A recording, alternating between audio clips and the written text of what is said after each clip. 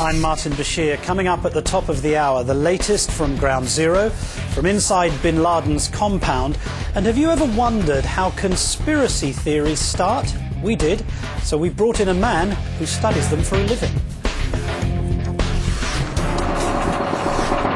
President Obama is visiting Ground Zero today. That looks much different than the last time he was here 3 years ago as a candidate. The bulk of the Memorial Plaza, where the two original Trade Center towers stood, is nearing completion and is now dotted by trees planted on the site.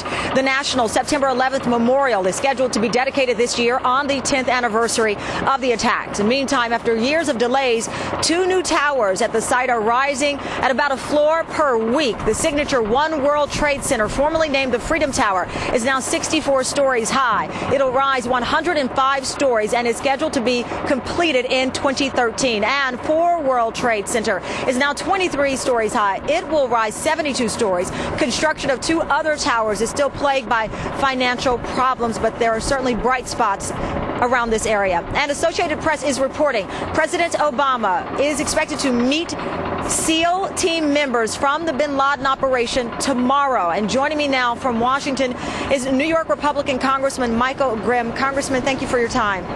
Thank you. First, let me get your reaction to the news that we just learned that the president will in fact meet with that SEAL team who went in that dangerous mission and took out Osama bin Laden.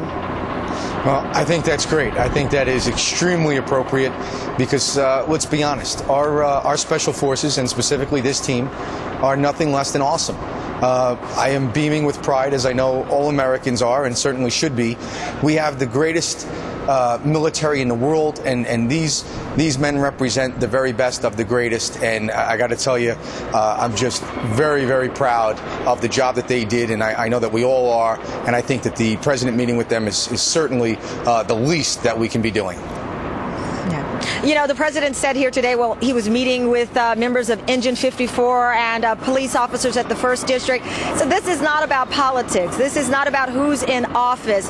This is certainly about Americans and justice being rendered on behalf of those who lost their lives. What are your thoughts on this day regarding some of the, what many see as unnecessary political wrangling that went on right after this historic moment when we learned the news that Osama bin Laden had been killed? Well, you know, you got to remember, I'm a New Yorker, and I live in Staten Island. I represent Staten Island and parts of Brooklyn. This is a very visceral matter for us.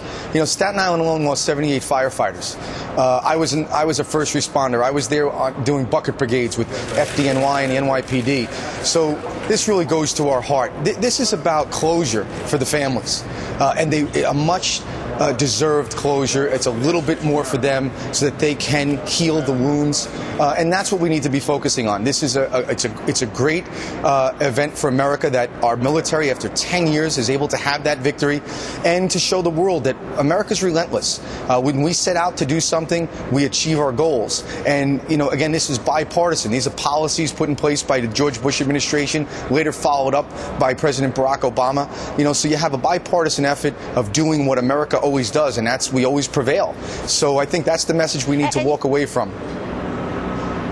Absolutely. And you had very strong words regarding the debate that was going on when the president had not yet confirmed that he was not going to release Osama bin Laden's photograph. You said that if they're too gruesome for the public, there is no need to pander to conspiracy theorists or to fuel the fire for terrorist groups plotting another attack. So you were in agreement with the president that these pictures did not need to be released of Osama bin Laden dead. No, absolutely. I think the president made the right call on this mission.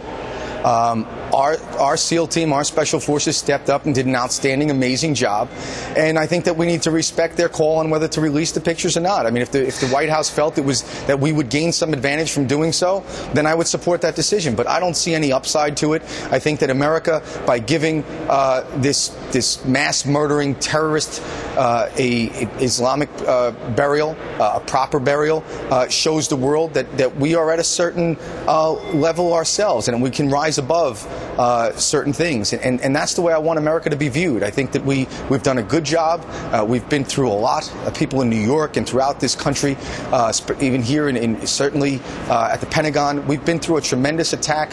We've grown from that. We've rebuilt, and we need to now move on. But at the same time, I want to emphasize this. It's important that the president comes today to Ground Zero because it sends a message that we in New York have to do everything we can to remain safe. We're still the top target in this country. So the more the president comes to Ground Zero, I think that helps in us sending the message that we need to remain vigilant throughout our country, but certainly in New York, and we need the resources necessary to keep New Yorkers safe. And that's why I'm always going to be an advocate to making sure the NYPD, the FBI, all of those involved with keeping America safe, standing with Peter King, we're going to make sure we have what we need. And the president going there, I think, will help with that cause. And Congressman Grimm, you, as you mentioned, was a first responder. You're a former U.S. Marine, and it was something that the president said today when he was with the firefighters and the police officers, saying your work here was connected to what the military was able to complete. And he got actually an applause from the police officers because it is what they started here and the work of the first responders. It's a different branch, but it's all meant to protect those of us who live in this country. And I applaud you for the work you've done as a lawmaker and as a member of the Marines. And I think that was a big moment for the president to connect the dots, saying you guys are with those guys who walked in that compound and took out bin Laden. Well, that's absolutely true, but it goes beyond that. That's why I'm saying when Osama bin Laden was killed, that was a special day for America, because it is all of America that has endured. It is all of America that has overcome. And when you think about it, yes, I was a young soldier over in the first Gulf War, but I had a family that supported me and friends back home, just as our troops and these very SEALs that went on this incredible mission, their families have to be back home and worry every day whether their son, their daughter, their husband, their wife will be coming home. That's a tremendous responsibility. So we can't forget that to connect the dots fully, it means all Americans, all those that support our troops and our firefighters and our police, those that are on the front lines every day, and their families that have to put up with so much and the sacrifices that they endure. So it is about America, and this is an American issue, and that's why, really, I'm so proud of all of America, but specifically our military and those in uniform that put it on the line every day. We're right there with you, Congressman. Thank you so much for your time. We greatly appreciate it. Thank you. And still ahead, a look at what's happening to all of the pieces of the World Trade Center steel salvaged from the site behind me, Ground Zero, after 9/11.